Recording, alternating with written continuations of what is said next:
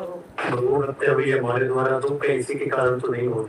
खैर, हम ये तो जरूर बार बार सब गृहस्थों से प्रार्थना करते हैं कि जो आप गर्भ हत्या भ्रूण हत्या करते हैं, ये महापाप के अंतर्गत आता है और ये आपको दंड देगा, आपके परिवार में, आपके शरीरों में ये नाना प्रकार के विघ्न पैदा कर दे।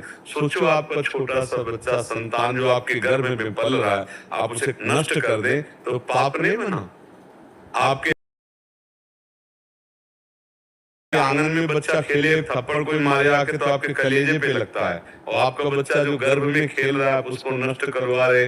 तो ये गलतियां सत्संग ना होने के कारण, संयम ना होने के कारण और नाना प्रकार की कुमार्गामी प्रवृत्तियों के कारण, जैसे बच्चे मर्यादा से नहीं रह रहे, कभी ऐसा दोष हो गया फिर गर्भ हत्या करवाना, भ्रूण हत्या कराना, या संयम से गृहस्थ नहीं रह रहे, उनको संतान की आवश्यकता नहीं, असावधानी की, गर्भ रह गया अब उसको नाश करवा देते। ये महत पाप है, महापाप है। मतलब भगवान ही रक्षा करें, ये ऐसे पाप है कि वो तुम्हारे पूरे परिवार में अशांति पैदा कर रहेंगे। उनका मतलब बल बहुत विचित्र है। जैसे सोता हुआ कोई पुरुष, उसकी हत्या करना, गर्भ स्थित बालक की हत्या करना, किसी सोती हुई स्त्री की हत्या कर देना, ऐसे कई ऐसे महापापों में ब्रह्म ऋषियों की हत्या कर देना महापापों में आता है कि ये बहुत दंड देने वाले।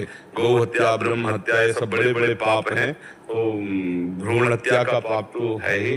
तो भगवान का भजन करते हो, अगर बन सके तो श्रीमद् भागवत का सप्ताहिकी पाठ करवा ले।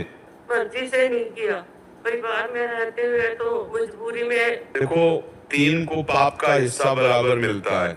एक प्रेरक, करो ऐसा, और एक कर्ता, जिसने किया, और एक अनुमोदन, बहुत बढ़िया किया।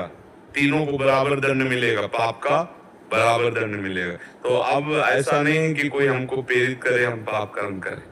बहुत सावधानी रखना चाहिए। जीवन निष्पाप भी तो हो सकता है।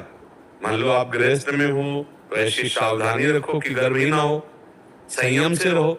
जब आपको बच्चा नहीं चाहिए तो संयम से रहो। आप बेमतलब में आप जीव हत्या करोगे तो फिर उसका दंड तो भोगना पड़ेगा ना। चाहे बाहर आ जाए तो बच्चा है, गर्भ में है तो बच्चा है, तो बच्चा है ना। अब उसको मारने का मतलब, उसको ज्यादा पाप लगता है। जैसे बच्चा है, वृद्ध है, सोता हुआ कोई, इनको ज्यादा पाप लगता है। क्योंकि जैसे बच्चा है असमर्थ है, वृद्ध है असमर्थ है, सोता हुआ पुरुष या स्त्री असमर्थ है, आप उस समय मारने का जो तो बहुत बड़ा पाप लगता है। तो ये घर गृहस्थियों में प्रायः अपराध तो बन ही जाता है। कोई बिरला ऐसा होगा जो थोड़ा विवेकवान, पढ़ा लिखा, तो ऐसे संयम से, ऐसे सावधानी से कि गर्भ ही ना रहे, हमें नहीं चाहिए तो गर्भ ही ना रहे। और अगर फिर रह गया तो भगवान की इच्छा से कोई आएगा, राष्ट्रभक्त आएगा, कोई समाज सेवक आएगा, चाहे बच्ची आए चाहे बच्चा आए, आने तो क्या परेशानी। और जब ये है कि हमें नहीं चाहिए तो आपको सावधान रहना। गृहस्थी में सावधान रहो। बहुत से ऐसे उपाय हैं जिनके द्वारा आप सुरक्षित रह सकते हैं, हत्या भी नहीं होगी और आपका गृहस्थ धर्म भी चलेगा। तो अब जो हो गया उसके लिए परेशान मत हो।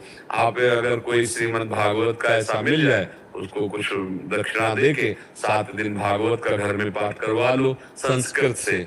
ऐसा जो कोई ब्रह्म ऋषि ब्राह्मण हो, जो शास्त्रों का ज्ञाता हो, उससे करवा लीजिए। शुद्ध अगर पाठ हो जाए तो अपराध मोचन पक्का हो जाता है। पर ये हम कोई पद्धति नहीं बता रहे, हम कह रहे हैं भूल चूक से हो गई है, या मतलब उस समय ज्ञान नहीं था, तो उसके लिए प्रायश्चित